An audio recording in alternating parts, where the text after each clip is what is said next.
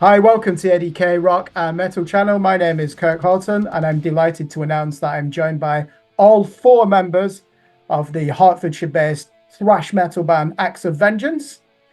And I'm just going to give my quick backstory before I start with my question. So I recently reviewed with Andy and Dave your current Scores of War EP, which is on our channel, and I was blown away by your performance at Hitchin's Club 85 for the That's great. Metal for the Masses Thank you. tournament. And I think I am on record saying that is the best guitar tone I've ever heard in a thrash band. So I was in my element, Thank just you very drinking much. beer and listening to those riffs. So can we just start then? I don't really know much about the origins of the band. I know the discography.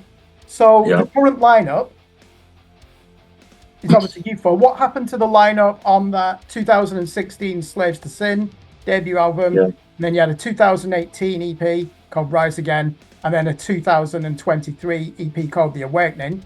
What's happened to those other guys that were in that band, Marty? Right then, so let's see, bit of a history lesson. So we were kind of originally a London-based band. So that's where I'm from, London, and I originally started out in that area in a band called Ligature, which actually I've been funny to hear that we've been playing a few gigs. A few people have come up to me and said, "Actually, Christ, I remember Ligature from way back in the day." So we kind of originally were a London band. Well, I was based in London, and then I got together with those original guys. We started out as a Metallica tribute band, just doing it for a bit of fun, and enjoying music, and then that developed into doing originals, because I love doing the tribute stuff, but also it was always going to go towards original music. So I'm always doing ideas. So that developed into Acts of Vengeance. So, but funny history lesson. I'll try and say it very quickly. The drummer moved from London to Leicester. So then we started meeting I'm from Hertfordshire in near St Albans, and so we started meeting in the middle in Milton Keynes. So the band then kind of got based there, and then so we had some musicians there as well.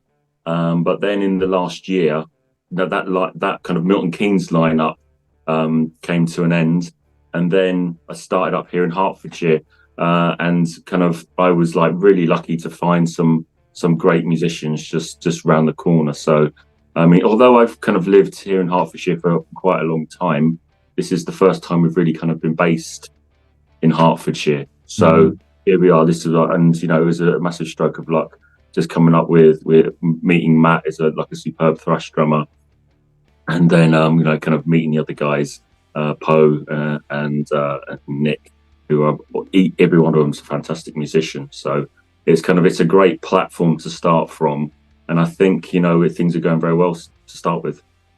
It's meant to be. Yeah. What's the background? Nick, can we start with you? What's your background before you joined Acts of Vengeance? I haven't played a show in sort of a good decade. It's been quite a while. I've been a little bit out of the circuit for a long time, and I've sort of been in and out of sort of projects, and sort of nothing's ever sort of taken off, and got to that point where we've been able to get a full band. So I've been sort of looking quite recently, been getting that real itch to sort of, to go and do it. And luckily came across an advert for these guys, and sort of, just sort of went really well. The guys are amazing musicians and absolutely lovely. So sort of learnt a few songs and sort of slid into the band really, almost. Are you going to be playing any solos on your guitar? Because I know Marty plays a lot of them. Obviously, all of them on record. Not yet. Marty has graciously offered me spots to allow me to have that front seat if I want. So yeah, a couple more gigs and then we'll have a look at that. Excellent. I think with each time we play and each rehearsal, he's getting more and more into the zone. I'm definitely foreseeing some solos coming in future. Sub, how come everyone calls you Poe? I know you as Sub, don't I, as the bass player from War Torn Wings. That's where I know you from. Why are you called Poe? Why is that your nickname? It's like it's a old nickname, like back from again got it short. Like I had a drummer like back in my hometown. So that guy used to be quote unquote mixed martial arts medalist. We'll take it with a pinch of salt also. And at that time, I probably did a year of kung fu training as part of fitness exercise. So it was I was not much into kung fu. It was more of a fitness kind of a thing, tai chi and kung fu.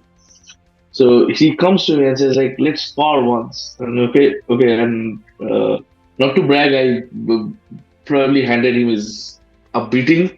And he said, "Dude, you're like the kung fu panda. You're like the kung fu panda. You're the po." And that's how the name stuck. And to be honest, like coming to England, it's difficult for telling everyone they butcher my name. The Did I worst. butcher it? Did I butcher it then as well? I call you Sub, which no one can get wrong, which is short for you. Yes. So basically, when someone like I hate being called a name that is like ham sub, right?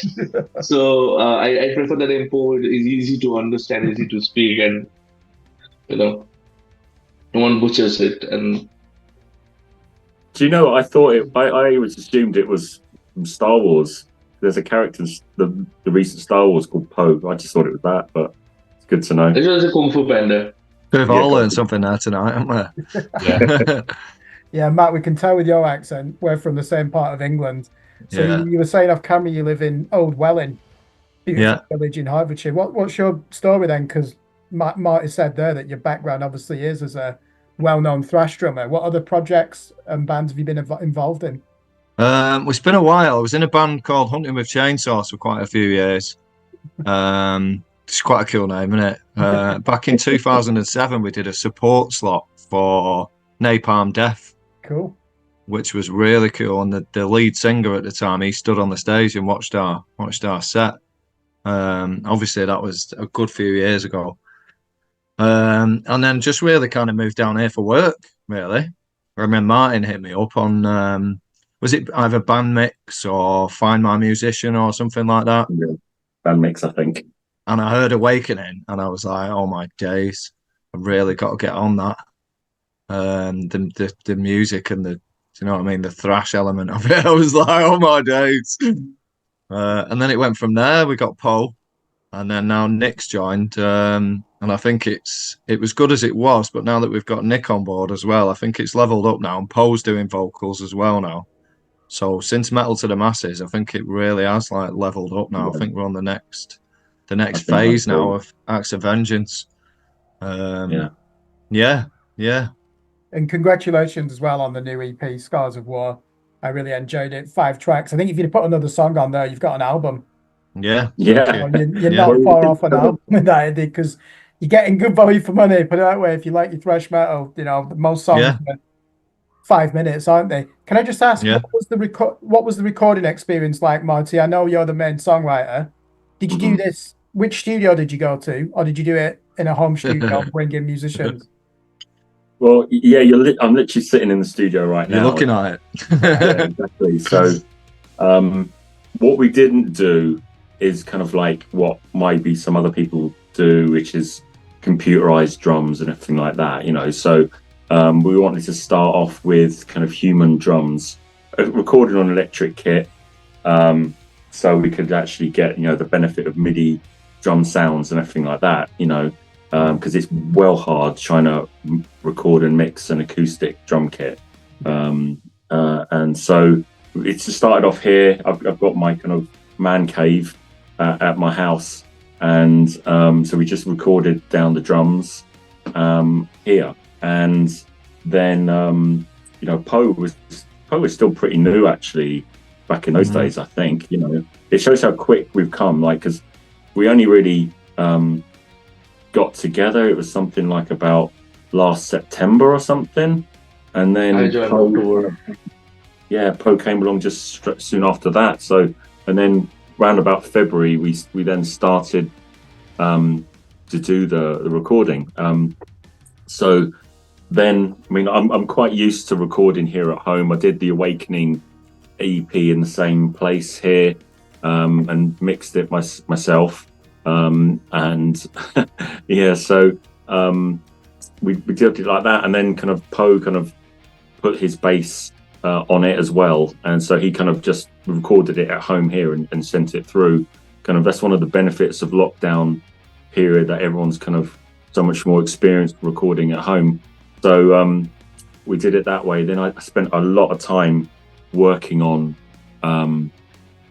doing the mixing and stuff like that. A lot of time on it, a lot of painstaking work, particularly on the guitars, really, to get everything lined up. And that's mainly because of a bit of latency with all the crap kit I'm using. I like to get things right. So that was it. So, but I've been recording, stuff here at home for a while. So I was kind of experienced in what I was doing, and we're quite happy with the end result. And really happy with the end result. Yeah. One thing we tried to do and was very prevalent in my mind was with Baptized in Blood. It was kind of, I always take, I'm very into sport, and it's like a kind of a saying from sport is you don't want to leave anything in the dressing room. You want to leave it all out there on the pitch, right? And so with Baptized in Blood, we really went to town with everything, just like, we're going to do everything on this song. As you guys said, there's probably about three songs worth of material in that one song. So but yeah, we had real fun doing it, and it was no going to any studio. It was just all at home. Yeah. Can I just pick up on that at where you're sat now, your man cave, as you called it? Yeah. So did Matt bring his drum kit round and you've mic'd it up? Because that just did it straight with MIDI. So I brought my electric drum kit around, plugged it into Martin's computer. We were a bit concerned about latency at the start, weren't we? Yeah. But ironed it out, and Martin did a guide track, and I just laid the drums down with the guide track. And it's funny as well, because Skulls of the Fallen was probably about a week old, maybe not even that at that point. Yeah, we proper kind of cobbled it together, didn't we? But sounds good. I don't think we ever played that song live before. I don't know. We hadn't. No, we have not played it live. Like even in a rehearsal studio, even in rehearsals, we have not played the song in its entirety. So we have played parts of it. We were like, it was kind of cobbled, like Matt said. So we have played parts of it. We have walked on the riffs and all, but we have not played it like through and through before we recorded it. Yeah. I think that's the norm, though, isn't it? Especially because it's highly technical music that you're playing. Because do you remember on the A.D.K channel, we were talking about performances, and Dave's very big on stagecraft, and I said, who cares with a band like Acts of Vengeance? The music's that technical. What are you expecting? Marty to play the guitar behind his head? There's like 58 different parts in that.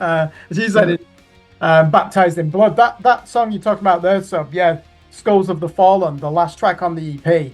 That brings me to my next question. Which song was the most difficult to piece together on this latest EP? Each had their own challenges, really. Baptized in Blood, believe it or not, I think was one of the easiest, because it's something we've played for quite a while. But I had to do a lot of, like I say, painstaking work because of little bits of latency. But each had their own challenges. Like, with the title track, Scars of War, I was trying to test out a bit of clean vocals on it. And that was a challenge in itself. I think a lot of modern metal stuff, they have a bit of a mix of clean and dirty vocals. And, I was trying to I'd like to kind of have a bit of diversity in the songs. So, that you can probably see that on the EP. There's kind of different, you kind of got Skulls, which is almost like a groovy metal song, groove metal song. For Pantera type fans, you've got Scars of War, which is kind of like a bit more of a kind of slower, traditional metal song. And then you've got super fast ones, thrashy songs like Empathy and Baptized in Blood. Empathy was probably the easiest because it's a real straightforward chainsaw to the face kind of song. But I think mate, I don't know, probably Skulls, because actually what we did there was 3 drum tracks, And like we said, we hadn't actually played it all together really properly. And so then I kind of cut these 3 tracks together to form one drum track. And then I had an idea of how the song would go. And we pieced it together. So I'm trying to think now, it was maybe one of those gigs at the Club 85 was actually the first time we played it, actually, live and everything. So it was super new. I think you can hear the difference. I think you can hear the difference between the way it's recorded on the EP. If you watch us play it live, it is slightly different because it's evolved a bit now. Yeah. Do you know what I mean? They grow, don't they? And they take on a life of their own. I think it has changed a bit since that. But I'm not in a bad way. No, definitely not. I mean, this is probably more of interest to you, Nick and Marty. I was interviewing a Dutch thrash band called Grindpad the other week. And we got talking about like what happened to thrash metal in the 1990s. And one thing that came up is, first of all, what tuning are you in on your guitars, Marty, for this record? D, right? Okay, yeah. The D, and then we have some songs from the first EP and this one where we kind of do the Rage Against the Machine drop tuning thing. Yeah. And so then it goes down to C. See, that's that. So my question for you two as guitar players, I'm interested in your opinion. Is it possible to be a thrash band once you drop tune your guitars below C? Mm-hmm. Go on, Nick. It's an interesting question because I think as someone who also plays extended range instruments, it's completely different. It's almost like a whole different instrument. So I think you lose a little bit of that pure riffness. I don't know really how to say it. And it's sort of naturally, once you get lower than that, I feel like you naturally write different to thrash. So I think drop C is really good, and D standard works, but I think any lower than that, you're getting into the different territory, definitely. Genty territories. Yeah. We get into genty territory. Yeah, Meshuggah. Yeah, because I mean, if you look at that 1995 album, thrash metal guitar techniques, but I think they were playing as low as drop G, and then where they are definitely C flat. I mean, Marty, what's your take on that? Because I know that the first band you were in, you put out your first demo in 1996? No, not that. I wasn't that, not that old. Okay. Encyclopedia Metallum is wrong then. Well, maybe it is, but I think it was around about 99 or something. Right. When we were young lads back then in Ligature. But yeah, I kind of agree. Like, I think, isn't Machine Head, if I go right back to Burn My Eyes, Machine Head, they were really quite low tuned, weren't they? Yeah, they're playing in B flat. Yeah. B, yeah. So, that's probably one that I would say, I think, I guess when they get tuned that low, you lose a bit of definition of the fast picking, which is kind of so synonymous with thrash. And so, I think you do lose a bit of definition. From our point of view, I guess the lowest would probably go is C. Because I'm totally old school. I just have 6-string guitars. I'm not like these modern dudes. They're 8 strings. Yeah, even 7 strings that's actually orthodox now, isn't it? It's 8 string. That's the thing. But yeah, I mean, I agree with you on that. You're right. Burn My Eyes probably at the time felt like post thrash metal, didn't it? Yeah. And then to me, thrash really comes back with Evil and Municipal Waste and bands that were deliberately going back, weren't they, to the 80s aesthetic and wanting to play like Exodus and Metallica. And Nick, what you just said there, if you're playing an 8-string guitar and you're trying to do that fast triplet alternate picking, it's just not going to sound the same, is it? No. So inevitably you're going to slow it down and get the heavier effects from that. And that probably is, do you remember in the 90s, I mean, no one ever used the term groove metal, did they? I think that's something that's come about probably in the last 10 years. And I think we mean by that post-thrash metal, don't we? Bands that carried on from Slayer, but they just slowed down because their tunings were lower and they could be as heavy in different ways.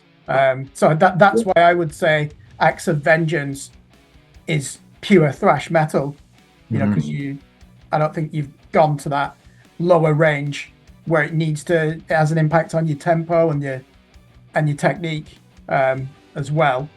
So some of the more questions I've got here, I want to talk mainly about your views on the industry, whether that's at a grassroots level, the way we consume music, opportunities, etc. And one thing as a non-musician that I'm interested in, what are the challenges a metal band face in 2024 when there seems to be an oversupply of bands and a shortage of gigs going around? What do you need to do to get on the circuit? Do you need to pay to play, for example?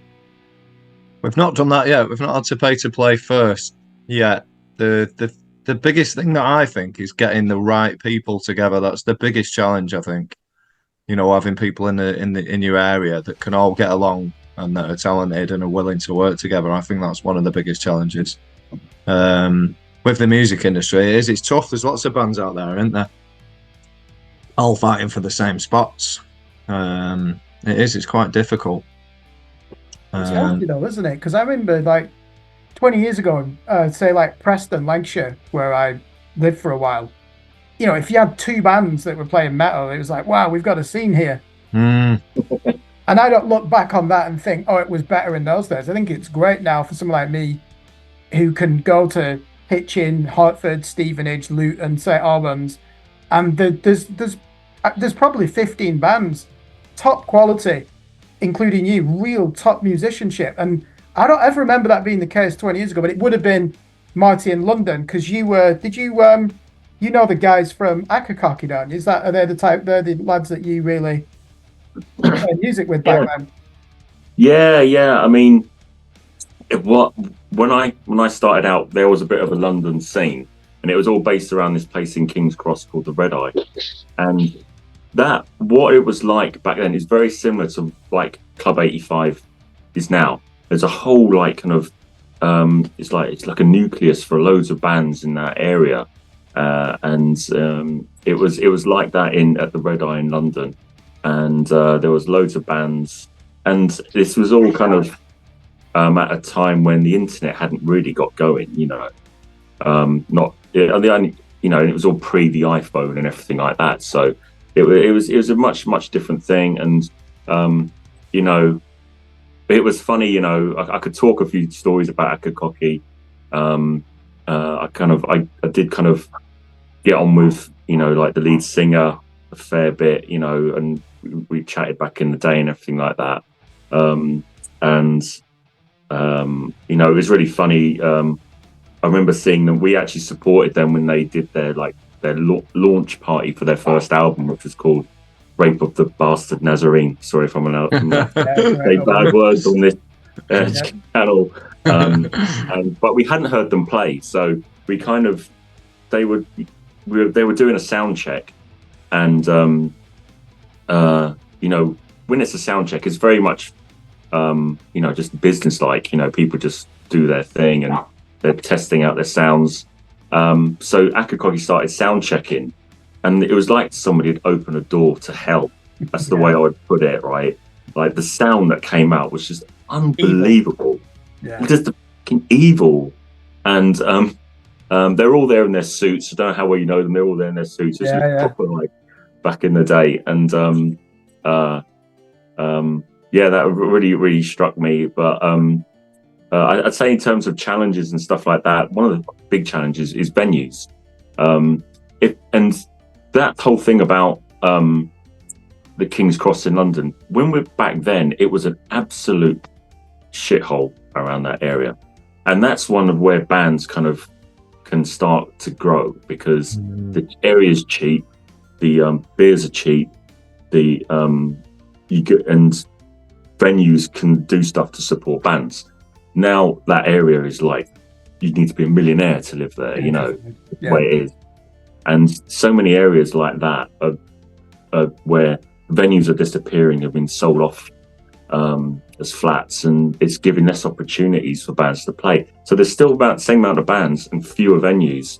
And so we talk to people about getting gigs and stuff. And, you know, I hear people coming back and saying, oh, we're already booked out for like the rest of the year, and we're booked out till next year and all this type of thing. And it's like, you know, it's quite challenging.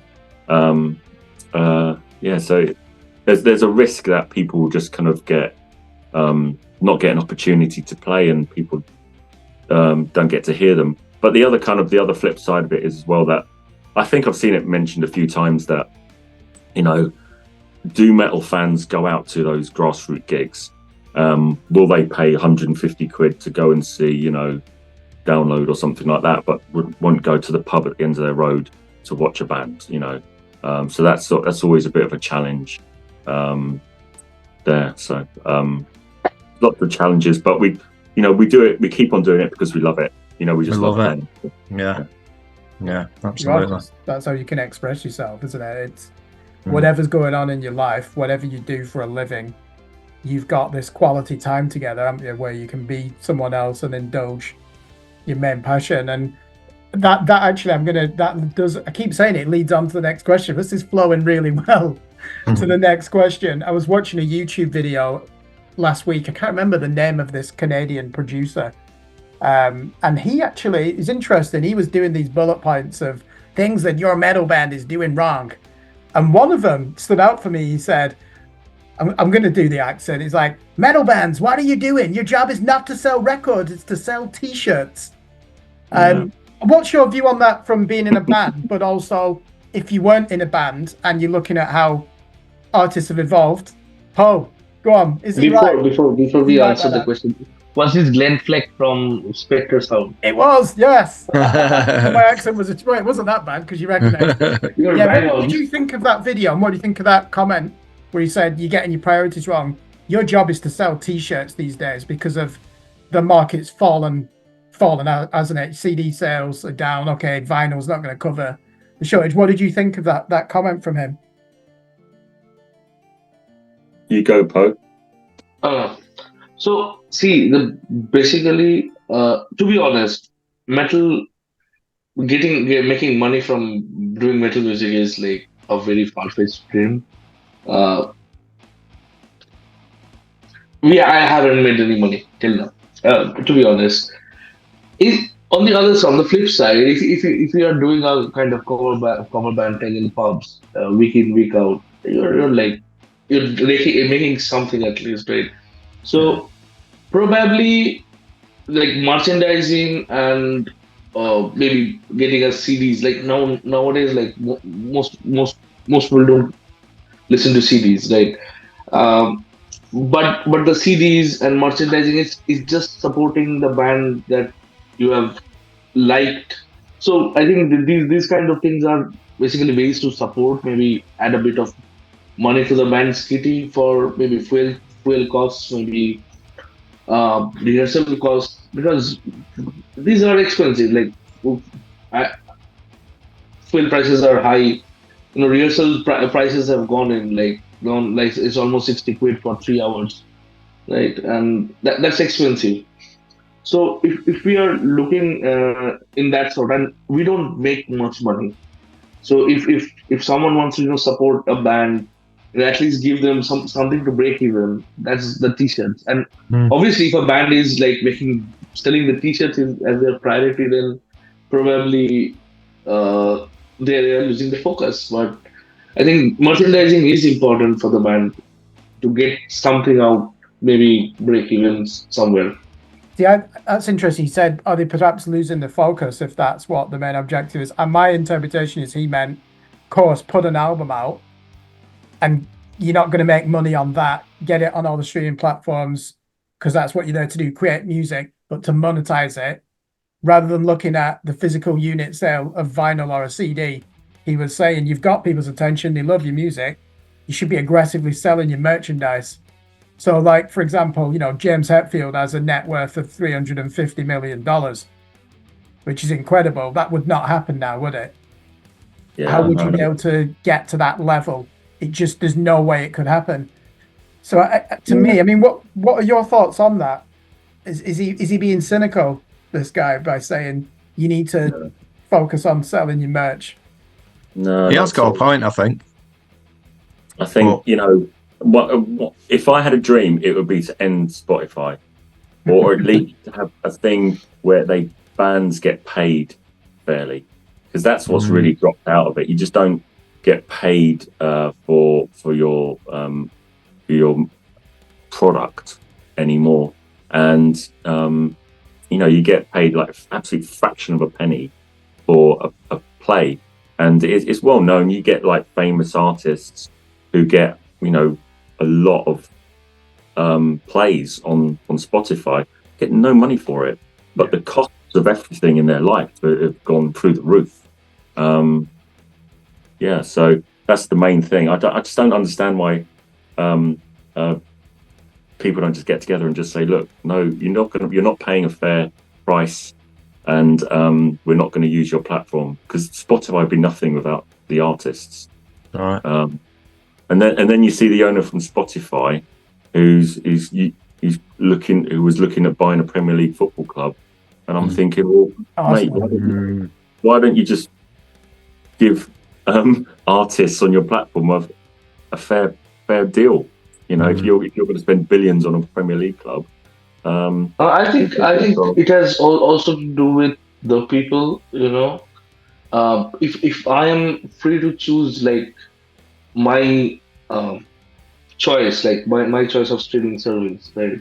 And I might choose a service that pays fairly to the musicians if there are alternatives, but unfortunately there aren't. There So isn't. major platforms we see are Amazon. I don't know who is worse, Jeff Bezos or Spotify. Big tech, basically, yeah. Yeah, but the YouTube Music, Apple, all big tech. There is hardly any, even the grassroots ones, right? There isn't, like, when was the last time you have gone to SoundCloud and listened to a band? No, true. Yeah, I mean, 12 years ago. We don't go to SoundCloud. Yeah. No. Yeah. So basically, it's up to us, right? Once we like start putting our music on or probably come together as an industry or as a community and start supporting these niche websites. Say for example, SoundCloud. Put your music in SoundCloud.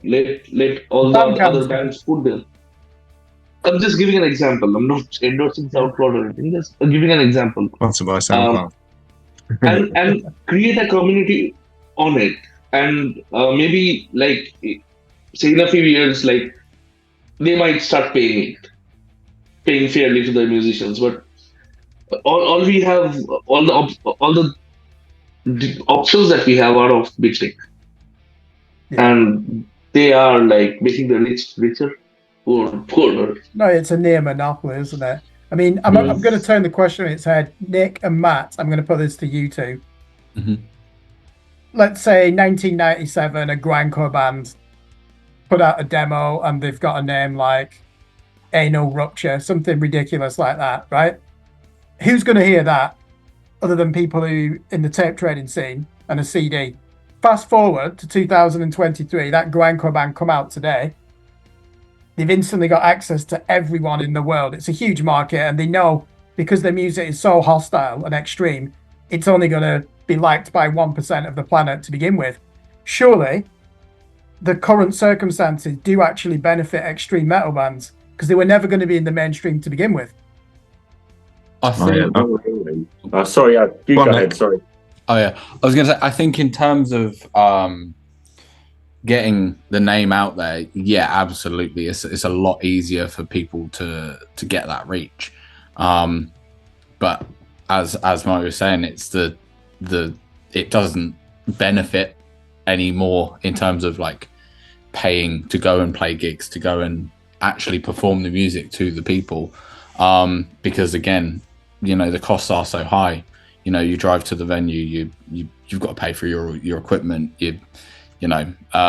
everything adds up, and not that many people, and it's great that we can sort of access the world and access bands from around the world, but if there's no local platform to push off of, there's also no traction, if that makes sense. Matt, what was that band called you're in, sorry, that toured with Napalm Death? Hunting with Chainsaws. Okay, what year did you form? Oh God.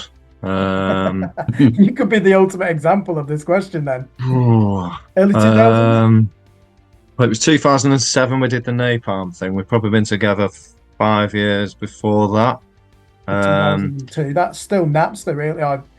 It's before the iPhone, isn't it? It's before the Yeah, even downloads were popular, and they weren't even counted in sales. Before the smartphones, even.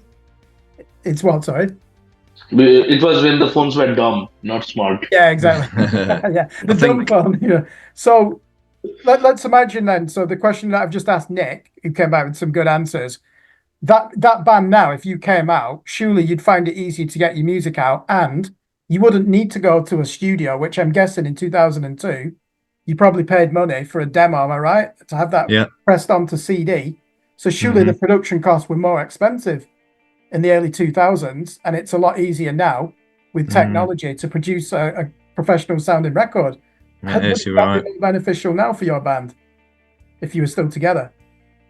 Sorry, say that again. Would it be more beneficial now for your band with a name like that? You're never going to be mainstream anyway. You don't want to be because you play music because you love it. You're not there to be famous, are you? Yeah, that's right. Yeah, like you say, I think we'd probably stand a better chance now, like you say, because of the internet. And like you say, the name as well had sort of kicked things off a bit. I remember when we first started, I think MySpace was just about coming onto the scene. So that's like before Facebook, innit? And you'd build your own webpage on MySpace, wouldn't you? The MySpace era of deathcore and metalcore bands. Yeah, and we paid quite a bit of money to get recordings, people that we knew and stuff like that, and they would never, like the recordings that I've done with Martin and Poe and Nick, it's the best I've ever heard. Do you know what I mean? And we've done it off our own backs. So like you say, all that money that we spent back in the day, it's all experience, it's all good, isn't it? But essentially these days it's a lot easier, I think, to like you say, get it out there and be able to record things, as long as you don't cheat too much, like Martin was saying about the drums. I really didn't want a computer sounding drum. I wanted it to be a little bit flexible, a little bit, it was moving so you can hear it's a person. I didn't want it too clinical, which I think we've managed. Yeah, I mean, you do hear that now, don't you? I mean, I always use this as an example. That last Lorna Shore album. Don't get me wrong, there was some good moments on that, especially the vocals. But I was interviewing a band, Matt, from Manchester called Guilt Trip, hardcore band. And I just remember the guitar player saying, it's just gone too far now. And ever since he said that, it's just put me off that perfect quantized double kick drum, typewriter drum music, which I used to love. But now he's pointing that out to me. I'm like, do you know what? You're right, because it just has no life in it. Yeah. And you've definitely, I don't want to use the word old school to describe Acts of Vengeance. You're a thrash band. Doesn't mean you're old school just because you're still doing things, the human way. But Marty, I think you wanted to just add your thoughts to that last question about the, at least music is ubiquitous. The challenge is just getting it heard in an ocean of listeners that are probably not going to discover it. Yeah, no, I think a lot about this. The challenge you have is that you put it on that platform, but does the platform allow anyone to hear it? Yeah, the algorithm does that let it. Yes, the algorithm. You're in the back, and there's a great analogy I kind of think about, which is like a record store. In the old days, you go into the record store, bands would have like a shelf life of a few years, and after about 5 years, that band's like yesterday's news, and the new bands would come along, and the shelves would be stocked with whatever the new stuff is. But now, if I put a song on Spotify, I am literally competing with Metallica. Yeah, and that is where we are. And and if you go into that virtual record store, all you see on those shelves are Metallica, Slayer, Megadeth, the big bands. Yeah. And our stuff is in the room at the back of the shop, which no one can go into.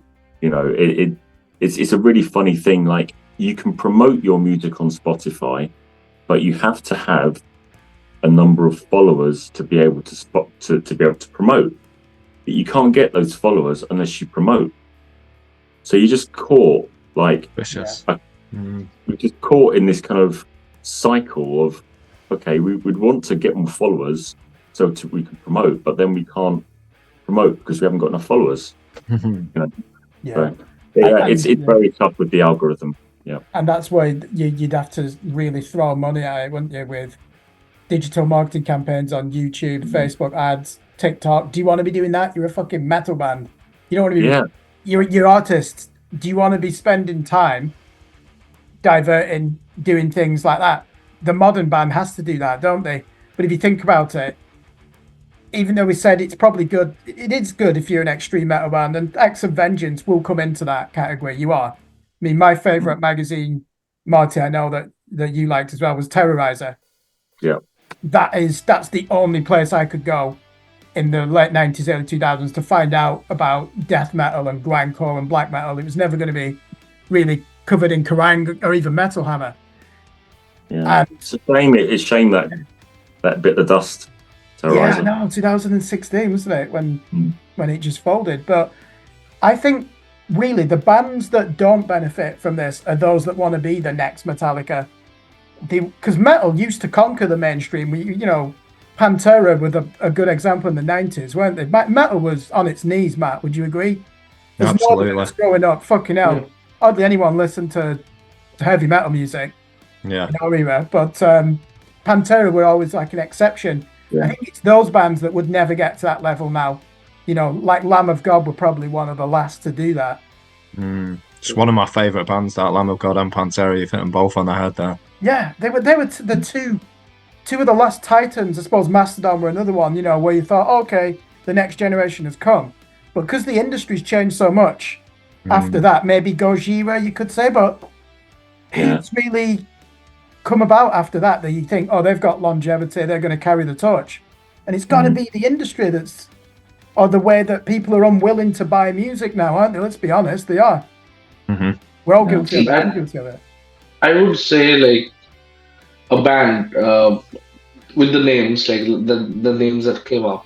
So I'd like to add another name, Trivium. Yes. And Trivium, the vocalist of Trivium, Matt Heafy, Matt Heafy, he's a full-time YouTuber now. Yeah. That was going to be my point, was that even with a band like that who were hailed as carrying the torch for a while, he's streaming constantly. He makes more money from streaming than he does from Trivium. He makes 10 grand a month, on Twitch and on YouTube. Yeah. $10,000 that is. Yeah, that's impressive, isn't it? But yeah, like you said, look what he's got to do to pay the bills. Yeah, it's mad, isn't it? And that's the thing, like, because I've got kids, and you see these dumb YouTubers just reposting other people's content, and these people are making serious chowder.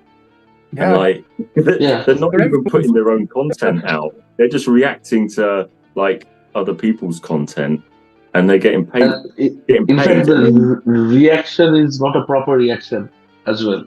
They probably could say this is sick, and that's the analysis.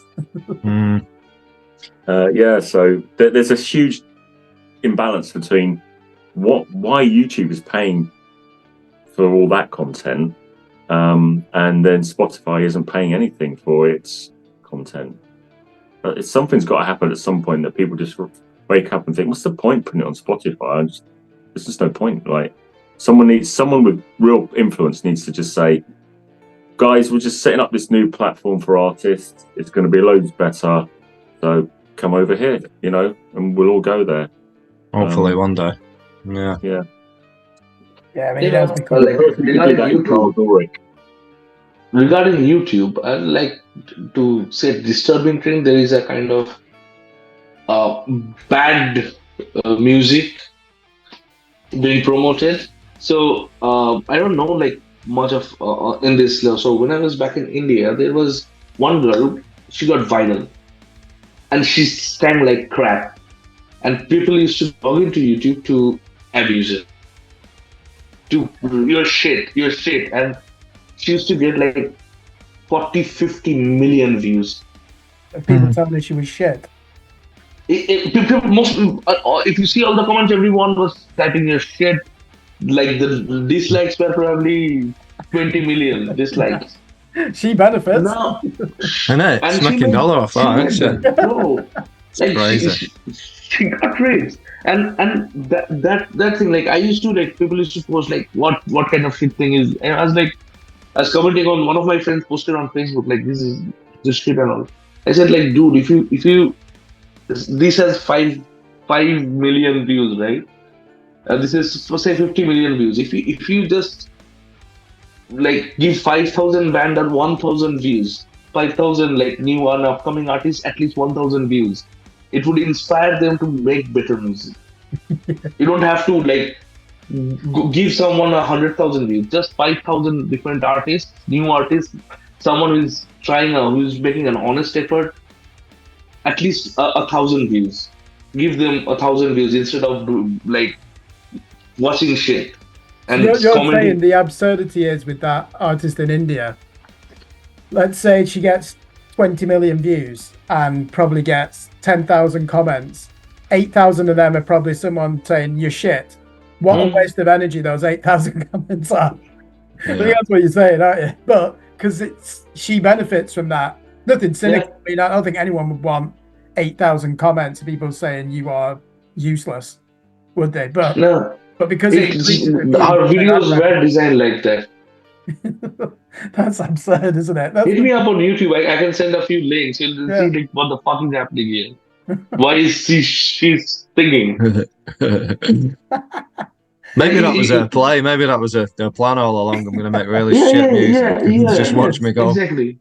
And people like flock to see that shit instead of giving honest, hardworking an artist, upcoming artist, at least a few views. Yeah, that's sad though, isn't it? That look at this as a metal band. It's all about you need likes because the algorithm will then drive more people to your music. The things that you've got to do now. Yeah. Go against your instincts as an artist, surely, don't they? It takes the time out of it as well. You've got to spend all that time doing all the Facebook and all the social media, and it's taking time away from developing your craft. Do you know what I mean? Yeah. But I think the power of social media is there. Like we would need to. Any band has to leverage that. Yeah, it's not going to Any go. band has to leverage. Like social media is just another tool, and that needs to be leveraged. Like you need to play the game, basically. Yeah, I suppose. I mean, it's like because there are bands you had to go on top of the pops, didn't you? You know, there are bands that are making it big. Like for example, I give a lot of examples from India, but relevant examples of a band called Bloodywood. Yeah, I know them. I reviewed the last album. Yeah, they started doing covers, like metal covers of popular Bollywood numbers, and after that they got a like viewer base, and they started doing original music.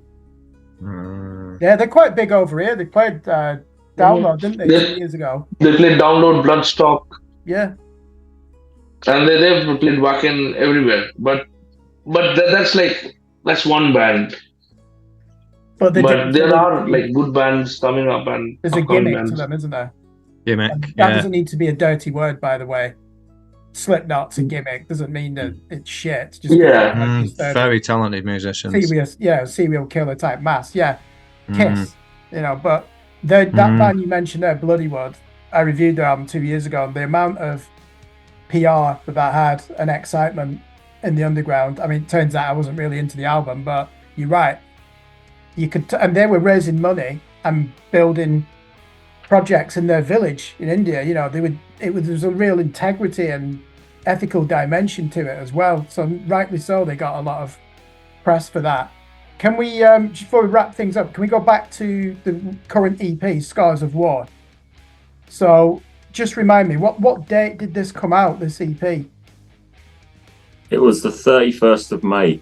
31st of May, right, okay. Yeah. Is it Bandcamp and the streaming platforms only? Or is there a physical version of it? Yeah, no, there isn't actually a physical version of it. Actually, we could do something like that, but we'll see how it goes. It would be nice to kind of get maybe some vinyls. That'd be good. I'd probably go down that route rather than CD. Maybe put all the last 3 EPs together. Yeah. As one. You know, like you used to get on CD, a box set of a band's EPs released in between albums. What a treat that was. I'm up for that. You're like, oh, what a rarity. I'm Yeah. looking at some now, Anathema, you know, the band Anathema. Just looking Yeah. at my shelf, I've got 3 of their EPs there. Well, that'd be great if you put that out in even a CD collection or 3-piece vinyl. I mean, it costs a lot of money, but Yes, what is space? I'm up for that. yeah, I love that idea. Yeah, I'm up for that. Get it in there. Vinyl So was king anyway, as we know. what are the plans for the next 12 months then? So you've now consolidated the lineup. Nick's joined on rhythm guitar. Sub's been with you for a year. So's Matt. So Marty and the rest of you, what are you planning to do? Are you playing Ballstock? I know you've been booked in for that, haven't you? At Bollock. Yeah, Excited about that.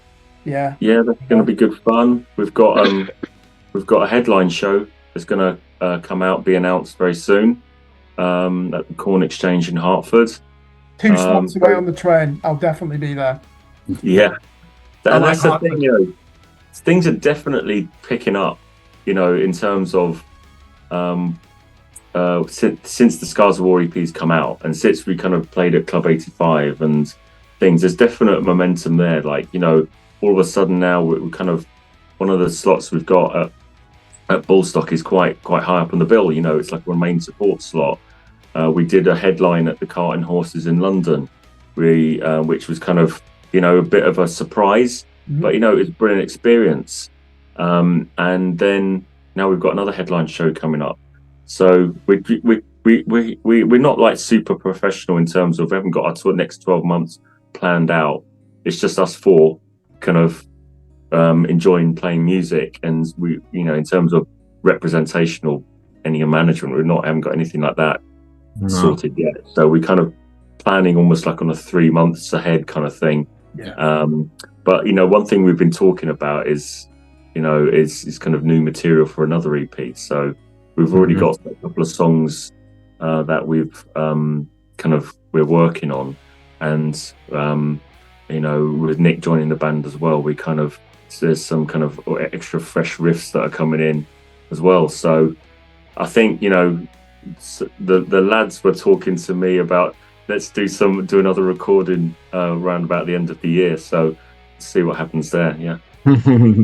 Yeah, makes sense, doesn't it? If your creative energies are going into writing music and you're confident, you just go with the flow on that, don't you? It's got to take priority. Yeah, keep that momentum going. Yeah. Yeah. Definitely. Like I said, I think with Nick joining now and Paul doing vocals as well, it's gone up to the next level now. So it's building. Yeah. Now is our time. It is. Time for Acts of Vengeance. Actually, it sounds like a really disturbing piece of political rhetoric, that, doesn't it? Ushering in a new wave of ethnic cleansing. Acts of Vengeance. I'll definitely see you at the Ballstock Festival. For our viewers and listeners, that's at a town called Baldock in North Hertfordshire, southeast England, and the whole town, every venue with a license has local bands playing, and we always have a pub that has the hard rock and metal bands playing. Which venue is it this year at the Baldock? Which pub is it? The Hen and Chickens. Yeah. I don't think I've been there. I'm looking forward to that then. New venue. Yeah. It's free entry as well. Yeah. So. Awesome. So I'll definitely see you there. The Hartford one, I know you don't want to give too much away. I'll look out for the posting on that. It's a good venue. I've seen, I think I've been to 4 gigs there in the last 2 years. And it's very easy for me to get there because I live in Stevenage and it's only 2 trains to Hartford North, and then I can just walk it from there. So yeah, I'll definitely be at that one. So thanks for joining us on the channel. I do hope to find time to record some new material. Yeah, no, absolute pleasure. Let's do another one when the next EP is out. It sounds like that actually could be probably this time next year if you're going to do some recording in November, December. So who knows? Yeah, watch this space. Yeah, superb. Well, thank you very much. Acts of Vengeance. Go and check out the music. Definitely their latest EP, which I said is only 1 song short of being an album, really. Real good material, technical thrash metal, which almost sounds like a paradox. I think every thrash metal band is technical, aren't they, to be honest? Got to be on it. Yeah, you know the musicianship's going to be top quality, and that's because you spent most of your lives learning your instruments, haven't you, and getting to that level. So yeah, really appreciate you joining us on the channel. And, thanks, Kirk. Yeah. Thank you very much. Cheers. Thank you. Cheers.